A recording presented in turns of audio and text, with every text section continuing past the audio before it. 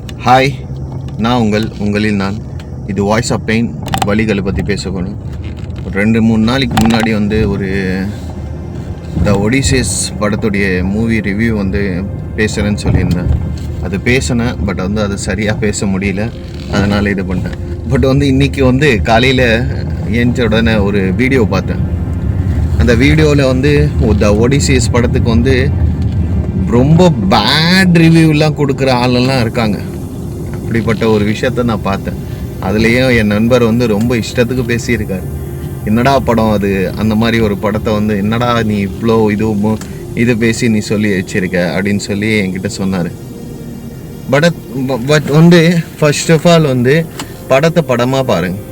Actually அதில் இருக்கிற அந்த ஸ்டோரி, அதே நேரத்தில் அதில் அவன் கொடுக்குற அந்த எஃபர்ட், அந்த பேக்ரவுண்டில் இருக்கிற அந்த சவுண்ட்ஸ் எல்லாம் நம்ம யோசித்து பார்க்க முடியாத எக்ஸ்ட்ரானரியான விஷயம். அது ஐமேக்ஸில் தான் கிடைக்கும் அப்படின்னு சொல்லியிருந்தேன். அந்த ஐமேக்ஸில் கிடைக்கிற அந்த ஃபீல் வேறு எங்கேயுமே கிடைக்காது. அந்த படத்தில் எவ்வளோ பாசிட்டிவ் விஷயம் இருக்குது. அந்த மாதிரி ஒரு படம் இதுக்கு முன்னாடி நான் ரொம்ப ஹைப் பண்ணி பார்த்த படம் தான் அது அவதார் தான். அவதாரில் ஃபர்ஸ்ட் பார்ட்டு, அதுக்கப்புறம் செகண்ட் பார்ட், இந்த 2 பார்ட்டும் நான் எக்ஸைட் பண்ணி நான் பிரமிக்க வச்ச ஒரு படம் தான் அந்த அவதார் 1 and 2. அதே மாதிரி அதுக்கப்புறம் எனக்கு நிறைய படங்களை பார்த்துருக்கேன். நிறைய படத்தில் இந்த படம் ஒரு எக்ஸ்ட்ரானரியான ஃபீல் கொடுத்துச்சு. ஃபீல் குட் மூவியாக இருந்துச்சு. சும்மா இஷ்டத்துக்கு பேசணும்னு சொல்லிலாம் பேசினாங்கன்னா எதுவுமே பண்ண முடியாது. இந்த ப்ளூ சட்டை மாரெல்லாம் ரொம்ப இஷ்டத்துக்கு பேசியிருக்காரு. நான் பார்த்தேன், நிறைய ரிவ்யூஸை பார்த்தேன். இதெல்லாம் ஒரு படமா, இதெல்லாம் ஒரு ஸ்டோரியான்னு சொல்கிறேன். முதல்ல ஸ்டோரி என்னன்னு தெரியணும். கிட்டத்தட்ட 1000 வருஷத்துக்கு முன்னாடி வாழ்ந்த ஒரு ராஜாக்கு அப்போது முதல்ல ஏன் அவங்களுக்கு புரியலன்னா லாங்குவேஜ் புரியாது. உங்களுக்கு லாங்குவேஜ் தான் பிரச்சனை. ஆக்சுவலி அதில் இருக்கிற இங்கிலீஷ் எப்படின்னா ரொம்ப பழைய காலத்து இங்கிலீஷ். நிறைய வார்த்தைகள் எல்லாம் பார்த்தீங்கன்னா அந்த வார்த்தைகள் நம்மளால் ப்ரொனவுன் பண்ணவே முடியாது. நம்ம இப்போது பேசுகிற இங்கிலீஷுக்கும் அப்போது பேசுகிற இங்கிலீஷுக்கும் நிறைய வித்தியாசம் இருக்குது. அதை தான் அதில் அவன் யூஸ் பண்ணியிருக்கான். அந்த கிரேக்கில் அதில் தான் அவங்க மென்ஷன் பண்ணி அதை பேஸ் பண்ணி அதுலேருந்து எடுத்திருக்காங்க. இவங்களுக்கு லாங்குவேஜ் புரியல, அதுக்காக படம் நல்லா இல்லை, படம் மொக்கையாக இருக்குது, இப்படிலாம் சொல்கிறது நியாயமானு பார்த்தீங்கன்னா கண்டிப்பாக நியாயமே கிடையாது. The Odyssey is the very very very very beautiful movie. என்னை பொறுத்த வரைக்கும் அது பியூட்டிஃபுல்லான ஒரு மூவி. கண்டிப்பாக தியேட்டரில் போய்ட்டு எக்ஸ்பீரியன்ஸ் பண்ணுங்கள். சும்மா ஏனோ தானோன்னு பேசுகிறவங்ககிட்ட அவங்களுடைய பேச்சுக்கெல்லாம் இதுக்கு எஃபெக்ட் பண்ணுமான்னு பார்த்தீங்கன்னா கண்டிப்பாக இது கிடையாது. அந்த படத்தை எத்தனை பேர் லைக் பண்ணியிருக்காங்கன்னு சொல்லி பாருங்கள். 1-2 பேருக்கு பர்சனலாக அவங்களுக்கு பிடிக்காததுனால மொத்த பேருக்குமே அது பிடிக்காதுன்னு சொல்கிறதுலாம் நியாயம் இல்லாத பேச்சு. சில படங்கள் மட்டும்தான் நம்மளால் அது பேச முடியும். சில படத்தை பற்றி தான் நம்ம அதிகமாக பேசுவோம். அதை பற்றி ஒரு மைண்டில் ஒரு நிற்கும். நான் படம் பார்த்து ஒரு 4 days 5 days ஆகிட்டு இருக்கும், 1 week கிட்டே இருக்கும். அந்த 1 weekல எனக்கு இப்போவும் அந்த படத்துடைய ஒவ்வொரு சீனும் எனக்கு ஞாபகம் இருக்குது. அப்படிப்பட்ட ஒரு படத்தை தான் நான் அந்த ஒடிசியஸில் பார்த்தேன். இவங்க பேசணும்னு சொல்லி இஷ்டத்துக்கு அடிச்சு விட்றாங்க. அதெல்லாம் நியாயமானு பார்த்தீங்கன்னா கண்டிப்பாக நியாயமே கிடையாது. சில விஷயங்கள் பிடிக்காது. எக்ஸாம்பிள் சொன்னேன்னா, நம்ம தமிழ்நாட்டில் யாருமே லைக் பண்ணலை, யாருக்குமே பிடிக்கல. அப்படிப்பட்ட ஒரு படத்துக்கு தேசிய விருது கொடுக்குறாங்க. இது பீப்புள்ஸே ஏய் என்னடா நினச்சின்னு இருக்கீங்க, ஏன்டா இப்படிலாம் பண்ணுறீங்க அப்படின்லாம் கேட்குற மாதிரி இருக்கு. அதே நேரத்தில் அந்த மெய்யழகன் ஒரு படம், அதே சேம் இயரில் வந்த படம், ஐயோயோ அந்த படத்தில், அந்த மெய்யழகன் படத்தில் நீங்கள் பார்த்தீங்கன்னா அது ஒரு பிரம்மாண்டமான காவியம். அதை வச்சு ஒரு நாவலே எழுதலாம். அப்படிப்பட்ட ஒரு படம் தான் மெய்யழகன். அதில் அவன் 2 பேர் தான் மொத்தமாகவே அந்த படத்தில். மற்ற ஆக்டர்ஸ் எல்லாம் நடுவில் இருந்தாலும் ராஜ்கிரண் சார் இருக்காரு, அதுக்கப்புறம் நிறைய பேர் இருக்காங்க. அதில் நிறைய பேர் இருந்தாலும் ஆனால் 2 பேருடைய வார்த்தை தான் நமக்கு கேட்கும். அதுலேயும் அவன் கார்த்திக் சார் அது பேசுகிற ஸ்டைல் இருக்குது தெரியுமா, சான்ஸே கிடையாது. அதுக்கு அவர் ரியாக்ஷன் பண்ணுற அந்த சீன் எல்லாம் இருக்குது தெரியுமா, ஐயோயோ. அரவிந்த் சாமி சார் எல்லாம் வேற மாதிரி ஹைப் பண்ணுவார். கடைசி நேரத்தில் அந்த ஃபோன் பண்ணி நான் உங்ககிட்ட ஒரு விஷயத்த பேசணும், அந்த மாதிரி மேட்டர் இல்லை அப்படிலாம் சொல்லும்போது இதெல்லாம் யோசிச்சே பார்க்க முடியாது. நம்ம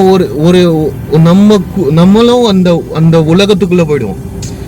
அப்படிப்பட்ட ஒரு படம் தான் மெய்யழகன். அந்த படம் இவங்களுக்கு பெரிய படமாக தெரியாது.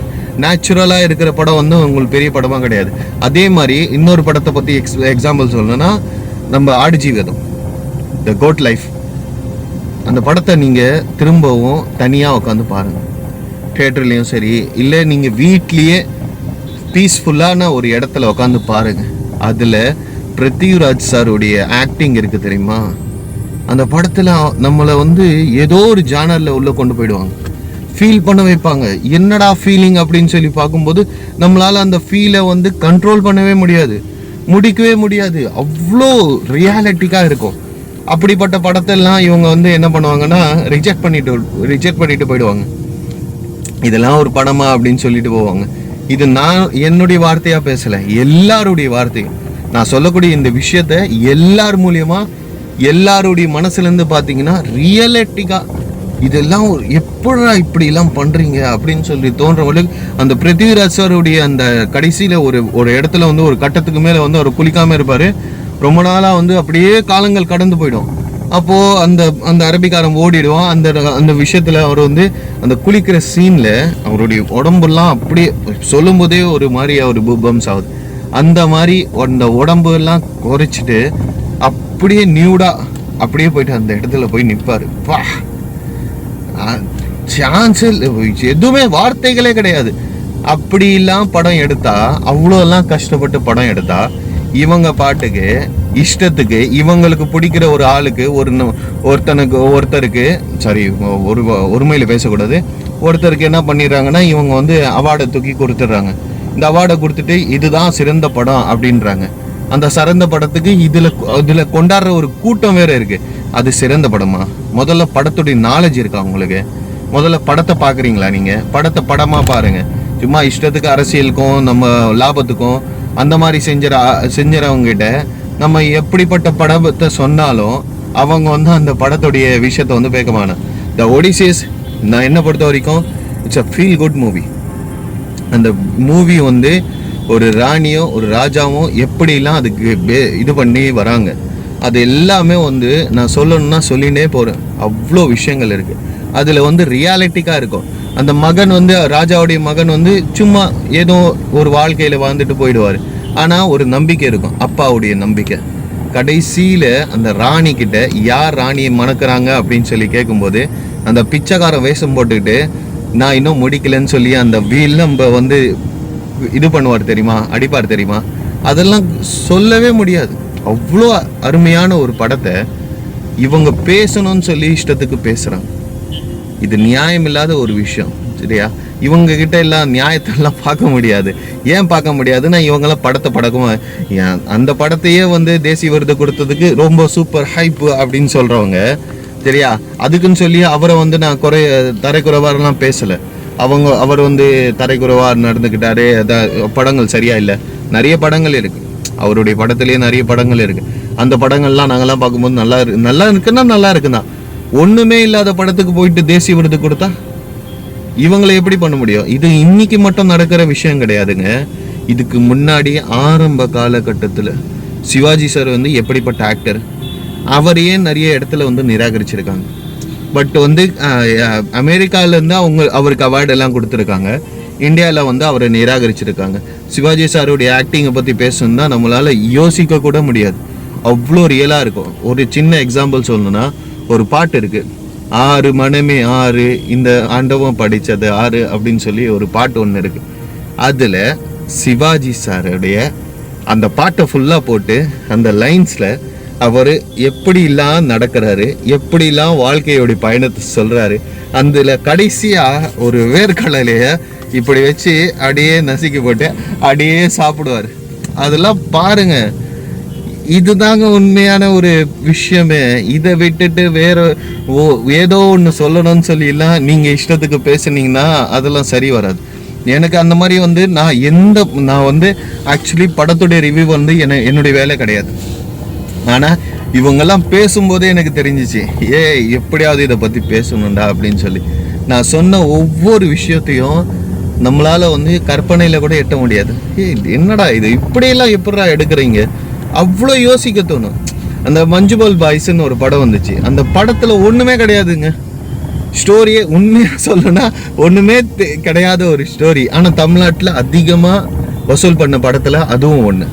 ஏன் அப்படின்னு பார்த்தீங்கன்னா, அந்த படத்தில் கடைசியில் ஒரு சீனில் அந்த சாங்கை போட்டிருப்பாங்க, இளையராஜா சாருடைய சாங்கை போட்டிருப்பாங்க, மனிதர் உணர்ந்து கொள்ள இது மனிதர் காதல் அல்ல அப்படின்னு சொல்லும்போது அந்த அவரெல்லாம் அது அது அந்த தூக்கும்போது அந்த சாங்ஸ் அப்படியே மனிதர் உணர்ந்து கொள்ள இது மனித காதல் அல்ல அப்படின்னு சொல்லி அந்த தூக்குற அந்த இடத்துல அதுதான் அந்த படமே. ஒரே சீனு மொத்த படத்தையும் காப்பாற்றும். அதுதான் உண்மை. அந்த மாதிரி ஒரு விஷயம் தான், அந்த மாதிரி ஹைப் பண்ணது தான் புஷ்பா 2. புஷ்பா 2 படம் நல்லா இருக்கான்னு கேட்டிங்கன்னா கண்டிப்பாக நல்லா இல்லை. என்னை பொறுத்த வரைக்கும் நல்லாவே இல்லை புஷ்பா 1. ஆனால் அந்த படத்தில் கடைசி கிளைமேக்ஸ்ன்னு ஒன்று இருக்குது தெரியுமா? அந்த கிளைமேக்ஸில் தான் ஹைப் பண்ணியிருப்பாங்க. அந்த கிளைமேக்ஸில் வேறு விதமான ஹைப் எப்படி இருக்கும், இவர் ஒரு பக்கம் சார் ஃபஹத் ஃபாசில் சார் ஒரு பக்கம் அவர்கிட்ட வந்து புஷ்பாவை பார்த்து சிரிப்பார், அவர் இப்போ தான் ஆரம்பிக்கும்னு சொல்லலாம். அதனால தான் அந்த புஷ்பா 2 வேறு விதமான ஹைட் ஆகிடுச்சு. ஒன்றும் இல்லாத ஸ்டோரிலாம் ஹிட் ஆகுது. இந்த மாதிரி வந்து நிறைய விஷயங்கள் இருக்குது. பட் வந்து புஷ்பா படம் நல்ல படமான்னு கேட்டிங்க, என்னை பொறுத்த வரைக்கும் அது நல்ல படமே கிடையாது. அது மசாலா கலந்த படம், ஓகேவா? அது கேஜிஎஃப் லைக் கேஜிஎஃப் உடைய ஜானரில் எடுத்த படம் தான் அந்த விஷயம், அதே தான் சேம். பட் கேஜிஎஃப் வந்து நல்ல படம். ஏன் நல்ல படம்னா, கேஜிஎஃப் வந்து நம்மளை வந்து ஒரு ஒரு உண்மையான ஒரு ஹீரோ எப்படி இருப்பான், ஒரு வில்லனான ஆக்டிங்கில் அவன் பண்ணானா எப்படி பண்ணுவான், அதெல்லாம் காமிச்சது தான் கேஜிஎஃப். இந்த மாதிரி ஒவ்வொரு படத்தையும் நான் தனித்தனியாக சொல்லணும்னா சொல்லினே இருப்பேன். நல்ல படத்தை நிராகரித்துக்கு முன்னாடி, பேசுறதுக்கு முன்னாடி கொஞ்சம் யோசிக்கணும். இது மக்களுக்கு பிடிச்ச படம். உங்களுக்கு பிடிக்கலன்னா உங்களுக்கு பிடிக்கலன்னு சொல்லிட்டு போங்க. அதை வச்சுட்டு நீங்கள் வந்து ரிவ்யூ வந்து மக்களுக்கு பிடிக்காத படம், ஒன்றுமே இல்லாத படம் அப்படி சொல்கிறது நியாயம் இல்லாத விஷயம். நான் சொன்ன ஒவ்வொரு படமும் நீங்களே யோசிச்சு பாருங்கள், எல்லா படமும் எல்லாருக்குமே பிடிக்கும். இந்த மெய்யழகன் படத்தை பற்றி சொன்னேன் தெரியுமா? இந்த படம்லாம் நான் திரும்ப ஏன் அதை சொல்கிறேன்னா, அது வந்து ஒரு நாவல் மாதிரி. அது ஒரு நாவலை படித்தா நம்மளை எப்படி உள்ளே கொண்டு போயிட்டு உட்கார வச்சிருமோ அந்த மாதிரி ஒரு நாவல் தான் அது. அப்படிப்பட்ட ஒரு படத்தை வந்து அவங்க எடுத்து வச்சுருக்காங்க. இதெல்லாம் வந்து இந்த படம்லாம் அவங்களுக்கு வந்து கண்ணுக்கு தெரியாத மாதிரி, இந்த ஒடிசிஸும் அந்த மாதிரி ஒரு படத்தை இவங்க இஷ்டத்துக்கு வந்து இல்லை இதுக்கு சரியில்லை. ராய் படத்துடைய செகண்ட் ஹாஃப் தான் இந்த படத்துடைய இது. இந்த ராய் படம் பார்த்தவங்களுக்கு இந்த படம் ரொம்ப கண்டிப்பாக உன்னிப்பாக கவனிச்சிங்கன்னா எல்லாருக்குமே பிடிக்கும். இந்த ஒடிசிஸ் வந்து ரொம்ப பிடிக்கும். பேசணும்னு சொல்லிலாம் பேசாதீங்க, சரியா? ரிவ்யூ ஹானஸ்டாக கொடுக்குறேன்னு சொல்லி கேவலம் பண்ணாதீங்க. எந்த ஒரு படத்துக்கும் நீங்கள் கேவலப்படுத்தாதீங்க. எந்த ஒரு படமாக இருந்தாலும் சரி, இங்கே பண்ணுற அரசியல் மாதிரி உங்களுடைய விஷயத்தெல்லாம் நீங்கள் அரசியலை பண்ணாதீங்க. இந்த இடத்துல வந்து அரசியல் பண்ணுறதுக்கு ஒரு விஷயமே கிடையாது. மக்களுக்கு பிடிச்சி போயிடுச்சுன்னா நீங்கள் என்ன யார் சொன்னாலும் அந்த படம் நல்லா தான் இருக்கும். அந்த மாதிரி ஒரு படத்தை நான் நிறைய விஷயத்த சொல்லியிருக்கேன். இன்னும் நிறைய படங்களை பேசலாம், ஆனால் என்னால் வந்து இவ்வளோதான் சொல்ல முடியும். ஸோ இது என்னுடைய ரிவ்யூ ப்ளஸ் வந்து ஹானஸ்டான ஒரு ரிவ்யூன்னு வச்சுக்கலாம், இல்லை உங்களுக்கு பிடிச்ச மாதிரி ஒரு சப்ஜெக்டாக வச்சுக்கலாம், எப்படி வேணாலும் வச்சுக்கோங்க. இது என்னுடைய வழி. இந்த மாதிரி ஒரு விஷயத்த பேசும்போது எனக்கு உண்டான வழி, அதை பேசணும்னு நினச்சேன், பேசிட்டேன். இந்த வாய்ஸ் உங்களுக்கு பிடிச்சிருந்துச்சுன்னா, இந்த வீடியோ உங்களுக்கு பிடிச்சிருந்துச்சுன்னா லைக் பண்ணுங்கள், ஷேர் பண்ணுங்கள், கமெண்ட் பண்ணுங்கள், சப்ஸ்கிரைப் பண்ணுங்கள். நான் உங்களில் நான். இது voice of pain. Thank you. Bye.